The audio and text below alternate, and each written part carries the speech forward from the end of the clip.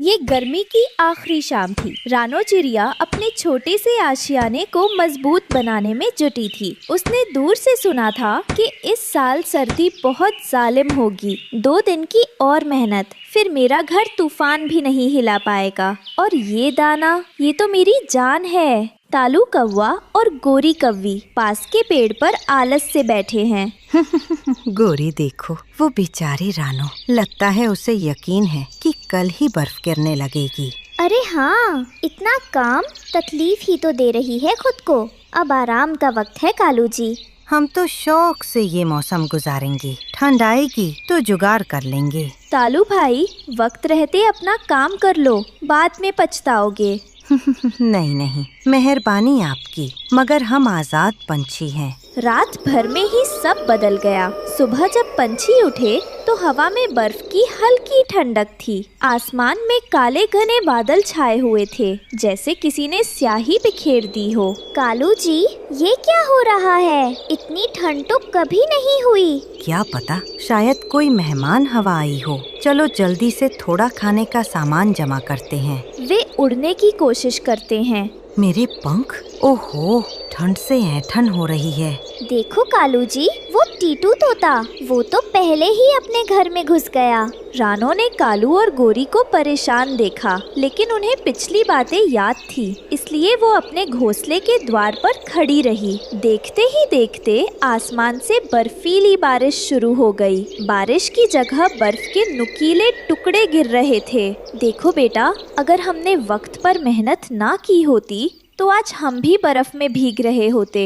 माँ, बाहर बहुत शोर है। ये तूफान है मेरे लाल। ये उन लोगों को सबक देगा जो कल का काम आज पर छोड़ देते हैं। ये क्या बकवास है? मेरा घोंसला हिल रहा है, पानी अंदर आ रहा है। कालू जी, ठंड से मेरे पैर सुन्न हो रहे हैं। हमारा सारा दाना भीग गया है। अब क्या होगा? अफसोस, रानो की बात मान लेनी चाहिए थी। कालू और गोरी को अब भूख और ठंड सताने लगी। सबसे पहले वे टीटू तोता के पास गए, जो अमीर था लेकिन थोड़ा कंजूस। टीटू भाई, ओ टीटू भाई, दरवाजा खोलो। कौन है? इस तूफान में क्यों परेशान कर रहे हो? टीटू भाई, हम हैं कालू और गोरी। हमारा घर टूट रहा है, हमें थोड़ी पनाह दे दो। माफ करना, मेरा घर बहुत छोटा है, सिर्फ मेरे परिवार के लिए जगह है। तुम लोग कहीं और जाओ। देखा, जब तक दौलत है सब दोस्त हैं, मुसीबत में कोई नहीं पूछता। टीटू तोता से ना सुनकर कालू और गोरी का हौसला टूट गया। ठंडी हवा उनके जिस्म में तीर की तरह चुभ रही थी। वे इसी उम्मीद में आगे बढ़े कि शायद कोई और उनकी मदद कर दे। कुछ दूर चलने पर उन्हें बंटी कबूतर का घर मिला। बंटी अपने घर की टूटी हुई छत ठीक कर रहा था, जिस पर बर्फ जमा थी। वह बेचारा खुद ही परेशान दिख रहा था।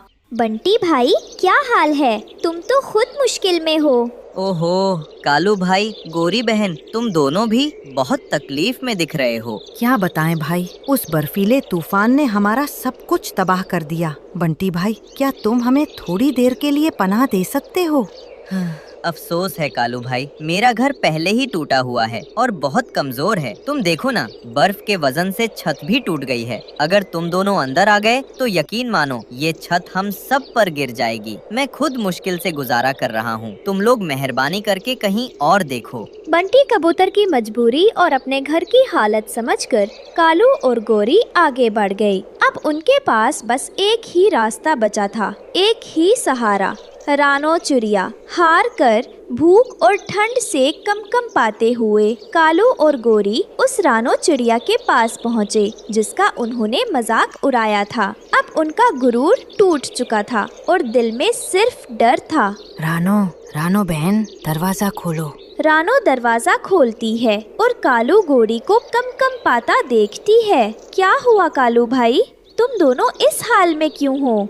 रानो, हमें बचा लो, हमारा घोंसला टूट गया। हम बहुत भूखे हैं और ठंड से मर रहे हैं। रानो बहन, मुझे शर्मिंदगी है, मैंने तुम्हारा मजाक उड़ाया था। मेरी नादानी थी, मुझे माफ कर दो। ठीक है, अंदर आओ। रानो ने तुरंत उन दोनों को अंदर बुलाया। कालू और बोरी को अंदर की गर्माहट और सूखे दाने की खुशबू मिली तो उनकी आंखों में आंसू आ गए। बैठो और ये दाना खाओ, ये मेरे बच्चों के लिए जमा किया था, मगर अभी तुम ज्यादा जरूरतमंद हो। रानो, तुमने हमें माफ कर दिया। हम तो इतने बुरे थे। इस तूफान में कोई अच्छा या बुरा नहीं होता, सिर्फ जरूरतमंद होता है। मैंने तुम्हें इसलिए पनाह दी क्योंकि मैंने तुम्हारे दिल में सच्ची पछतावा देखा। तुमने हमें बचाया रानो, तुम्हारा एहसान हम कभी नहीं भूलेंगे। रात होते ही तूफान अपने चरम पर पहुंच गया। बिजली कड़क रही थी और बर्फीली हवा जोर से चल रही थी। रानो, तुम्हारा घोंसला इतना मजबूत कैसे है? ईमानदारी से की गई मेहनत कभी बेकार नहीं जाती कालू भाई। तभी बाहर एक भयानक आवाज आती है। वह क्या था? एक विशाल शाखा कालू के पुराने घोंसले के पेड़ पर आकर गिरी। अगर वे वहाँ होते तो उनका बचना मुश्किल था। हे भगवान, ये तो मेरे पुराने घर का पेड़ था। रानो, तुमने सिर्फ हमें ठंड से ही नहीं बल्कि मौत से भी बचाया है। धीरे धीरे तूफान थम गया। अगली सुबह हर जगह बर्फ की एक सफेद चादर बिछी हुई थी। सूर्य की किरणें बर्फ पर चमक रही थीं। रानो बहन, तुम सब ठीक हो? हाँ टीटू भाई, सब खैरियत है। टीटू तोता कालू और गोरी को रानो के घोंसले में देखकर हैरान होता है। कालू, तुम यहाँ? हाँ भाई, रानो ने हमारी जान बचाई है। मैंने अपनी नादानी से सब कुछ खो दिया था। रानो, तुम्हारा दिल बहुत साफ है। कुछ देर बाद कालू और गोरी रानो से इजाजत लेकर अपना नया घर बनाने के लिए निकल पड़े। रानो बहन, आज तुमने हमें सिर्फ दाना नहीं दिया बल्कि एक सबक दिया है। अब से हम भी तुम्हारी तरह मेहनत करेंगे। मुझे तुम पर यकीन है कालू भाई। अब देर मत करना, थोड़ी बर्फ और पिघलने दो, फिर मिलकर काम शुरू करना। हाँ जरूर। ठंड का मौसम धीरे धीरे गुजरने लगा। कालू और गोरी ने अपना आलस छोड़ दिया था। वे रानो की सलाह पर एक नया और मजबूत घोंसला बनाने में जुट गए। गोरी, अब मजा आ रहा है। मेहनत में भी एक अलग सुख है। हाँ कालू जी, और भूख भी खूब लगती है। रानो दूर से उन्हें देखकर मुस्कुराती है। देखो टीटू भाई, मेरी थोड़ी सी मदद से कालू और गोरी बदल गए। सत्य कहा रानो, दयालुता की ताकत किसी भी उपदेश में बड़ी होती है। तालू और गोरी का नया घोंसला बनकर तैयार था। इस बार वह बहुत आरामदायक और तूफान से लड़ने लायक था। कालू कौआ रानो को अपने नए घर पर चाय के लिए बुलाता है। रानो बहन, आज तुमने जो सिखाया उसे मैं जिंदगी भर याद रखूंगा। हम दोस्त हैं हमेशा। हाँ कालू भाई, और सच्ची दोस्ती ही जिंदगी की सबसे बड़ी दौलत है। आखिरकार बसंत का मौसम आ गया। जंगल फिर से हरा भरा और खुशहाल हो गया। चिड़िया और कौवे सब एक साथ मिलकर दाना चुग रहे थे। देखो कालू भाई, वसंत कितना प्यारा है। हाँ, और मुझे अब किसी भी मौसम का डर नहीं है। रानो चिड़िया की मेहनत और दयालुता ने कालू कौवे की आलस्य भरी जिंदगी को बदल दिया। उस बर्फीले तूफान ने सबको सिखाया कि मेहनत ही सुख की असली कुंजी है और दया का व्यवहार सबसे बड़ा इंसानियत का फर्ज है। रात का समय था। आसमान पर काले बादल छाए थे। समुद्र की लहरें गरज रही थी। जंगल के किनारे पर एक छोटा सा पेड़ था जहाँ रानो चिड़िया अपने 2 बच्चों गुड़िया और मोनू के साथ रहती थी। बारिश से उनका घोंसला भीग चुका था। डरो मत मेरे लालो, सब ठीक हो जाएगा, बस तूफान निकल जाए। माँ, बाहर कोई रो रहा है, सुनो तो। रानो ने ध्यान से सुना। सचमुच लहरों के बीच से किसी के रोने की आवाज आ रही थी। वो कांपती हुई बाहर निकली और देखा एक जल परी पत्थर पर बैठी रो रही थी। कौन हो तुम? इतनी रात में इस तूफान में यहाँ क्यों रो रही हो? मैं सागर की बेटी हूँ। दोस्तों, ये रहे हमारी आज की वीडियो के प्यारे सब्सक्राइबर्स और फॉलोअर्स के नाम। रिया, आदिल, अनमोल, अक्षु, अहम मौर्य, जो नहीं चुने गए, चिंता मत करो, अगली बार तुम भी बन सकते हो जंगल के सुपरस्टार। दोस्तों, अगर आप भी चाहते हैं मैं आपका नाम अपनी कहानी में लूं, तो देर किस बात की, जल्दी से कमेंट करके अपना नाम हमें भेजें। मेरा नाम नीरा है। मेरे आंसू मोती बन जाते हैं और इंसानों ने मुझे पकड़ लिया था ताकि मेरे आंसू बेच सके। किसी तरह मैं भागी हूँ, लेकिन अब मेरा जादुई सीप खो गया है। उसके बिना मैं अपने समुंदर वापस नहीं जा सकती। मत रो बहन, मैं तुम्हारी मदद करूंगी। इस जंगल में जो भी बुरा करेगा वो रानो की नजर से बच नहीं पाएगा। रानो ने जलपरी को अपने घर के पास छिपा दिया, लेकिन किसी ने उन्हें देख लिया, वही लालची कालू कौआ। ओह, जलपरी के आंसू मोती बनते हैं। अब रानो अमीर बने ना बने, मैं जरूर बन जाऊंगा राजा। दोपहर का वक्त था। कालू सीधा उड़ता हुआ गोरी कौवी के पेड़ पर जा पहुंचा। अरे गोरी बहन, जरा ये सुनो, जंगल में क्या बड़ा राज पकड़ा गया है। रास? अरे क्या हुआ कालू? सुबह सुबह क्या शोर मचा रखा है? ध्यान से सुनो, ये बात किसी को मत बताना। रानो चिड़िया ने समुंदर की जलपरी को छिपा रखा है। उसके आंसुओं से सोने के मोती बन रहे हैं। क्या? जलपरी? सच बोल रहे हो कालू? वो तो समुंदर में रहती है ना? मैं झूठ क्यों बोलूं? मैंने अपनी आँखों से देखा। तो फिर हम दोनों क्यों पीछे रहे? रात हुई, आसमान काला हो गया। दूर कहीं मेंढक तर तर कर रहे थे। रात में दोनों कौवे रानो के घोंसले की तरफ बढ़ने लगे। जलपरी डर गई। रानो, मुझे डर लग रहा है, कहीं वो लोग यहाँ आना जाएं। मेरे आंसू का लालच किसी का भला नहीं करेगा। नहीं नेरा, तुम नहीं जाओगी। तुम्हारा जादुई सीप वापस लाना होगा। यही एक रास्ता है तुम्हें बचाने का। बताओ, वो सीप कहाँ है? वो सीप इस जंगल की सबसे गहरी झील में गिरा था, जहाँ चांदनी नहीं पहुँचती। तो फिर आज रात मैं वही जाऊंगी, चाहे मेरी जान ही क्यों ना चली जाए। रात गहराने लगी थी। कालू और गोरी अपनी चालाक आंखों के साथ रानो के छोटे से घोंसले के पास उतर आए। अच्छा मौका है गोरी, देखो रानो अभी नहीं आई। हाँ कालू, और यही बेहतर मौका है। अगर जलपरी यहाँ छिपी हुई होती तो रानो की गैर हाजिरी में हम उसे छीनकर जल्दी भाग सकते थे। वे दोनों चुपके से घोंसले के अंदर गए। दोनों ने ध्यान से घर के अंदर देखा। वहाँ पर जलपरी के होने का कोई साक्ष्य नहीं था, न कोई मोती। कुछ भी नहीं मिला। मैंने सोचा था कि जलपरी यहाँ होगी।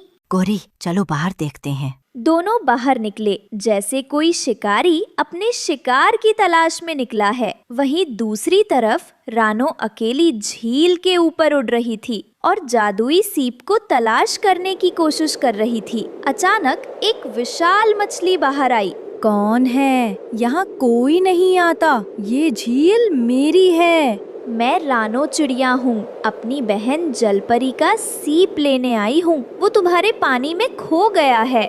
इस सीप की रक्षा का आदेश सागर के राजा ने दिया है। तो राजा को कह दो, रानो झूठ नहीं बोलती। अगर एक माँ अपने बच्चों की सुरक्षा के लिए उड़ सकती है, तो वो किसी के लिए भी जान दे सकती है। मछली ने रानो की आंखों में सच्चाई देखी और धीरे से सीप पानी से बाहर फेंक दिया। रानो वो सीप लेकर वापस लौट रही थी। रास्ते में उसने एक सुरक्षित डाल देखी और कुछ देर आराम करने का सोचा। कुछ देर यही आराम कर लेती हो, तभी मैं तेज उड़ पाऊंगी।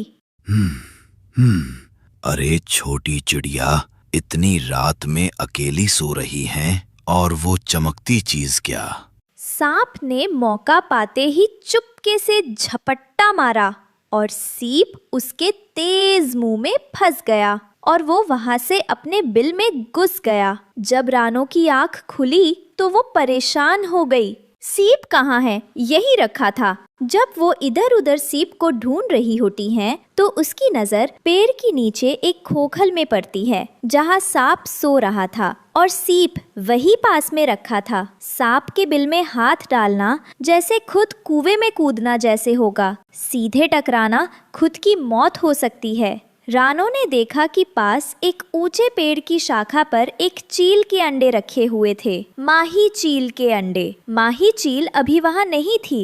ये मौका है। अगर मैं माही चील के अंडों को सांप के बिल के पास रख दूं, तो माही चील का गुस्सा उसे निशाना बना देगा। हाँ, यही तरीका है। जल्दी करनी होगी। रानो चिड़िया ने जल्दी से माही चील के 2-3 अंडों को हल्के से अपने पंखों में उठाया और चुपके से सांप के बिल के पास रख दिया। बस अब इंतजार करना पड़ेगा। माही चील आएगी और जब देखेगी कि उसके अंडे यहाँ हैं, तो उसका गुस्सा सांप को उसकी सजा दे देगा। बहुत ही जल्द माही चील वापस आई। उसने देखा उसके अंडे वहाँ नहीं थे। ये क्या? मेरे बच्चे, मेरे अंडे! कौन मेरी संतानों के साथ ऐसा कर सकता है? माही चील ने इधर उधर नजर घुमाई तो नीचे पेड़ की खोखल के पास उसे अंडे नजर आ गए।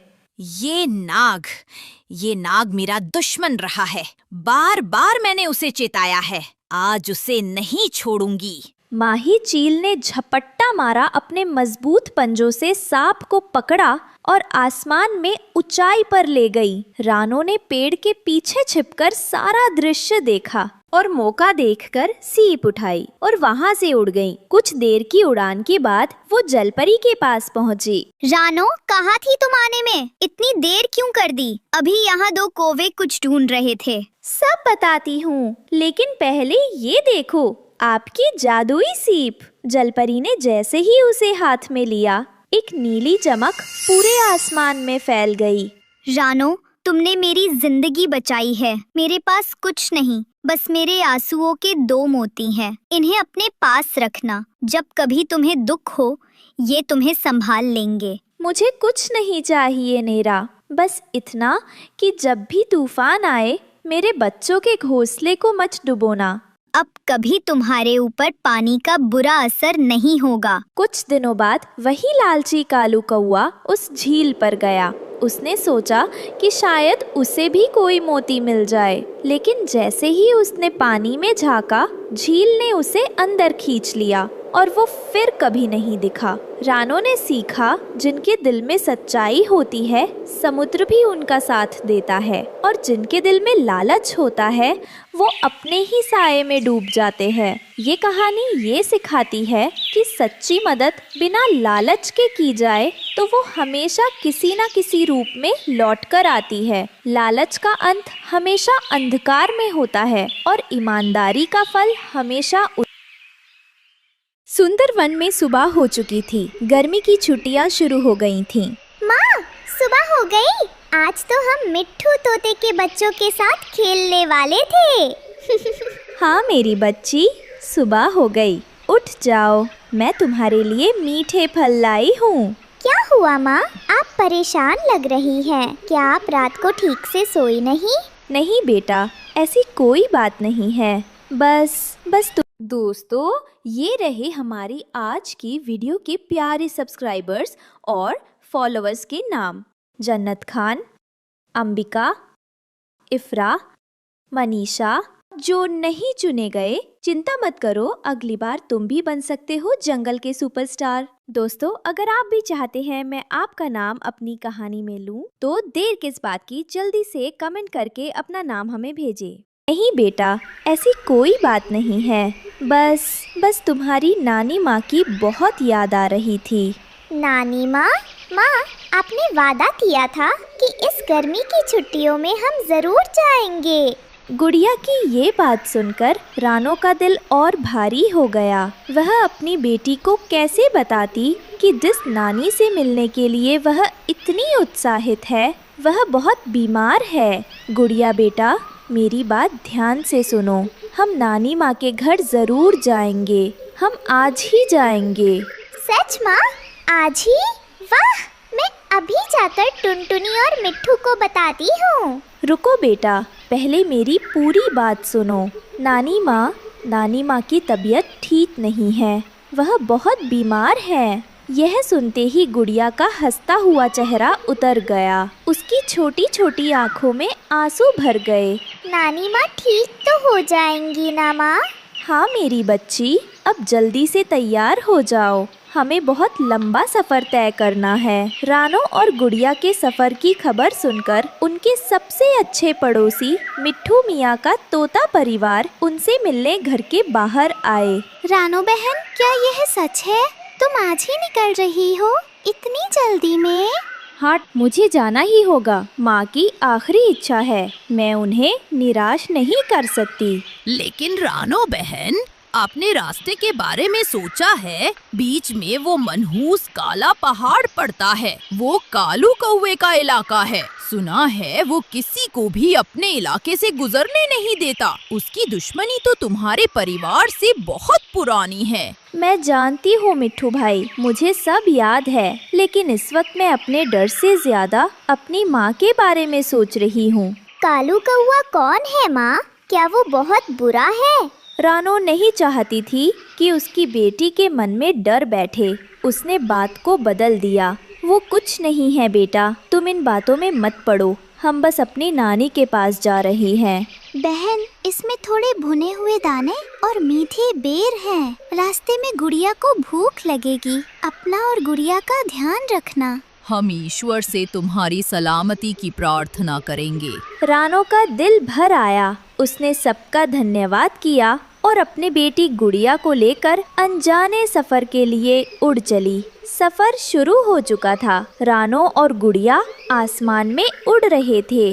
माँ, वो नीचे नदी कितनी चमक रही है। क्या हम थोड़ी देर वहाँ रुक सकते हैं? मुझे प्यास लगी है। हाँ बेटा, जरूर। हम उस बड़े से आम के पेड़ पर रुकेंगे, वहाँ थोड़ा आराम भी कर लेंगे और पानी भी पी लेंगे। वे एक नदी के किनारे आम के पेड़ पर उतरे। रानो ने गुड़िया को पानी पिलाया और पोटली से मीठे बेर निकाल कर दिए। माँ, नानी माँ का घर यहाँ से और कितना दूर है? अभी बहुत दूर है मेरी बच्ची। हमें आज रात किसी सुरक्षित पेड़ पर गुजारनी होगी। कल दोपहर तक शायद हम पहुँच जाएं, अगर सब ठीक रहा तो। क्या नानी माँ हमें देखकर बहुत खुश होंगी? बहुत खुश होंगी। वह तुम्हें देखकर अपनी सारी बीमारी भूल जाएंगी। चलो, सूरज ढलने से पहले हमें एक सुरक्षित जगह ढूंढनी है। थोड़ा आराम करने के बाद वे फिर से अपने सफर पर निकल पड़े। जैसे जैसे वे आगे बढ़ रहे थे, हरे भरे पेड़ कम हो रहे थे और सूखी पथरीली जमीन दिखाई देने लगी थी। रानो समझ गई थी कि वे काला पहाड़ के करीब पहुंच रहे हैं। ऊपर पहाड़ की चोटी पर बैठे दो कौवों ने उन्हें देख लिया था। उन्होंने तुरंत जाकर अपने सरदार कालू कौवे को खबर दी। सरदार, वो आ गई है अपनी बेटी के साथ। आ गई। आखिर आ ही गई मेरे जाल में। सालों से इस दिन का इंतजार कर रहा था मैं। आज उसे पता चलेगा कि अपने को खोने का दर्द क्या होता है। हाँ, आज हम अपना बदला पूरा करेंगे। इस रानो के परिवार ने हमें कभी ना भरने वाला जख्म दिया है। लेकिन पिताजी, वो अपनी माँ से मिलने जा रही है। सुना है उसकी नानी बहुत बीमार है। चुप रहो, तुम अभी बच्चे हो। तुम नहीं जानते कि इन्होंने हमारे साथ क्या किया है। सालों पहले इसी पहाड़ पर एक भयंकर तूफान आया था। उस तूफान में तुम्हारा छोटा भाई मुझसे छूट गया था। मैंने मदद के लिए रानो के पिता को पुकारा था, जो उस वक्त पास से गुजर रहे थे, लेकिन उन्होंने मेरी मदद नहीं की। वे चाहते तो मेरे बच्चे को बचा सकते थे। उनकी वजह से मैंने अपना बेटा खोया है। लेकिन माँ बताती थी कि तूफान बहुत तेज था, शायद वे चाहकर भी कुछ नहीं कर पाए होंगे। बहाने थे सब। घमंड था उन्हें अपने अच्छे परिवार का। आज मैं उस घमंड को तोड़ दूंगा। आज रानो से उसकी सबसे कीमती चीज छीनकर मैं अपना बदला पूरा करूंगा। जग्गू अपने पिता की आंखों में नफरत देखकर चुप हो गया। कालू ने अपने साथियों को इशारा किया और एक भयानक योजना बनाई। रानो अपनी पूरी ताकत से उड़ रही थी। अचानक चारों तरफ से काऊ काऊ की डरावनी आवाजें आने लगी। देखते ही देखते कालू कौवे का पूरा झुंड उनके सामने आ गया। सबसे आगे कालू कौवा खुद था। अरे देखो तो कौन आया है। रानो चिड़िया, बहुत हिम्मत है तुम में, जो मेरे इलाके में घुसने की जुर्रत की। कालू भाई, मेरा तुमसे कोई बैर नहीं है। मैं बस यहाँ से गुजर रही हूँ। मेरी माँ बहुत बीमार है, मुझे उनके पास जाना है। कृपया हमें जाने दो। माँ, दर्द? आज तुम्हें इन शब्दों का असली मतलब पता चलेगा। माँ, ये कौन है? हमें इनसे डर लग रहा है। चुप रहो बेटा। देखो कालू, जो हुआ वो एक हादसा था। तूफान बहुत तेज था। इस पुरानी बात के लिए इस मासूम बच्ची को सजा मत दो। ये कहकर कालू कौवा गुड़िया की तरफ झपटा।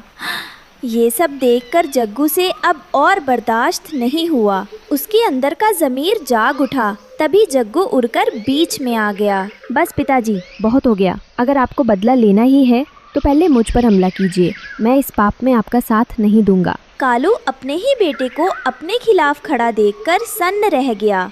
जग्गू, तुम मेरे रास्ते से हट जाओ।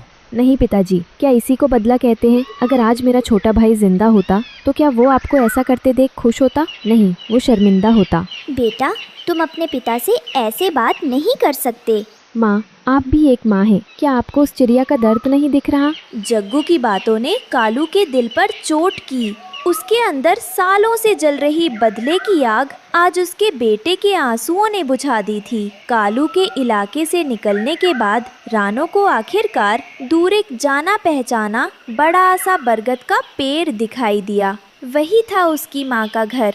गुड़िया, देखो, वो रहा नानी माँ का घर। हम पहुँच गए।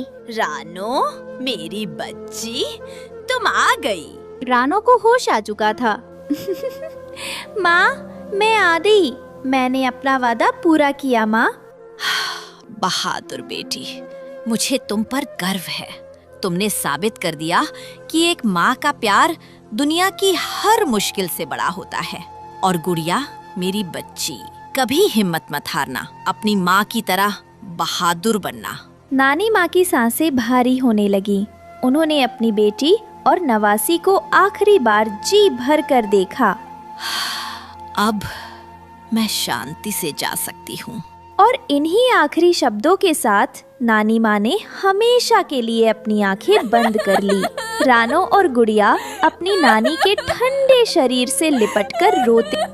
रानो चिड़िया का हरा घास का घर बाहर से सुंदर था, पर कुछ जगह से टूटा हुआ दिख रहा था। 7 बच्चे अंदर खेल रहे थे। रानो काम पर जाने की तैयारी कर रही थी।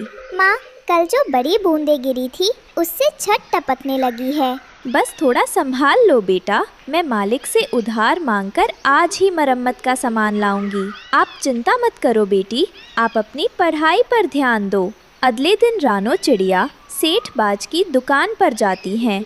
दोस्तों, ये रहे हमारी आज की वीडियो के प्यारे सब्सक्राइबर्स और फॉलोअर्स के नाम। ज़बीन, शाजिया, अयान खान, साहिल, वंदना अग्रवाल। जो नहीं चुने गए, चिंता मत करो, अगली बार तुम भी बन सकते हो जंगल के सुपरस्टार। दोस्तों, अगर आप भी चाहते हैं मैं आपका नाम अपनी कहानी में लूं, तो देर किस बात की, जल्दी से कमेंट करके अपना नाम हमें भेजें। दुकान पर जाती हैं और उससे कुछ उधार मांगती हैं। सेठ जी, मुझे 200 रुपए का कर्ज दे दीजिए। बारिश आने वाली है, मुझे घर की मरम्मत करने के लिए कुछ सामान लाना है। क्या उधार? मेरी दुकान पर उधार न ग्राहक के लिए हैं, न ही तुम्हारे लिए हैं। 200 रुपए तुम्हारी 10 दिन की कमाई। अगर तुम भाग गई तो मुझे गरीब माँ की कहानी मत सुनाओ। पहले काम करो, जाओ, कल आना। रानो निराश होकर सिर झुका लेती है। रानो जानती थी बिना पैसे, सिर्फ घास और मिट्टी से वो 7 बच्चों के सिर पर छत नहीं रख पाएगी। तभी आसमान में बिजली कड़कती है, जैसे प्रकृति ने भी उसका साथ छोड़ दिया हो। हे भगवान, क्या अब रात भी इंतजार नहीं करेगी? बिना पैसे, सिर्फ घास से मैं 7 बच्चों के सिर पर छत कैसे रखूंगी?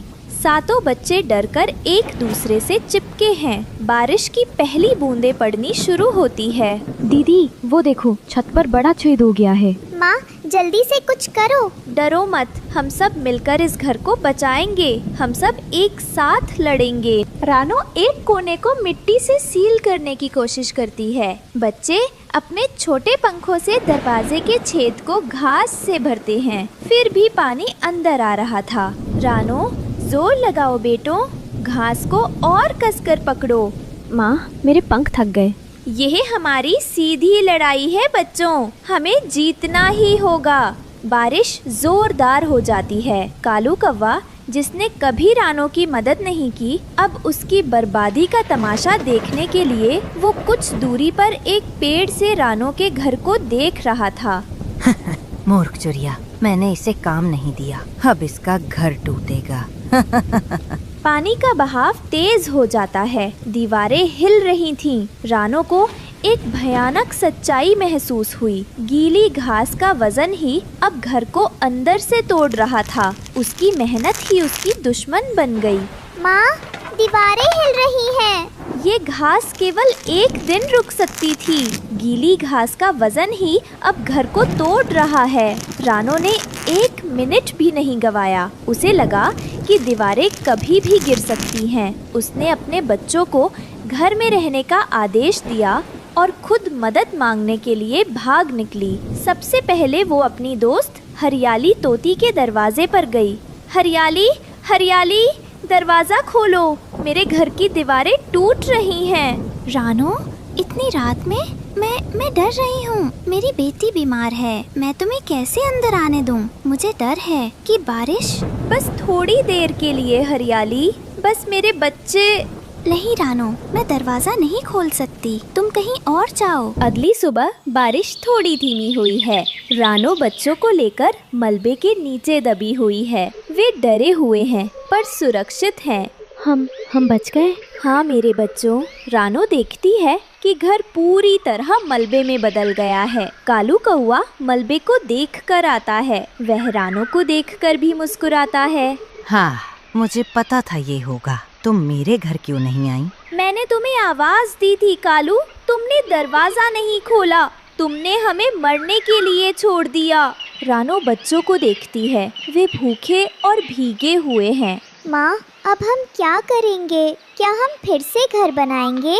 तिनके से घर बनाना एक चीज़ थी बेटा, विश्वास से घर बनाना दूसरी, और वह विश्वास आज टूट गया। अगली सुबह रानो बच्चों को लेकर खड़ी होती है। वह टूटे हुए घर पर एक अंतिम नज़र डालती है। नहीं बेटा, अब हम कहीं और जाएंगे, कहीं दूर, जहाँ उम्मीदें शायद घास जितनी कमज़ोर ना हों। चलो मेरे बच्चों। रानो 7 बच्चों को लेकर उदास उस जंगल से निकल जाती।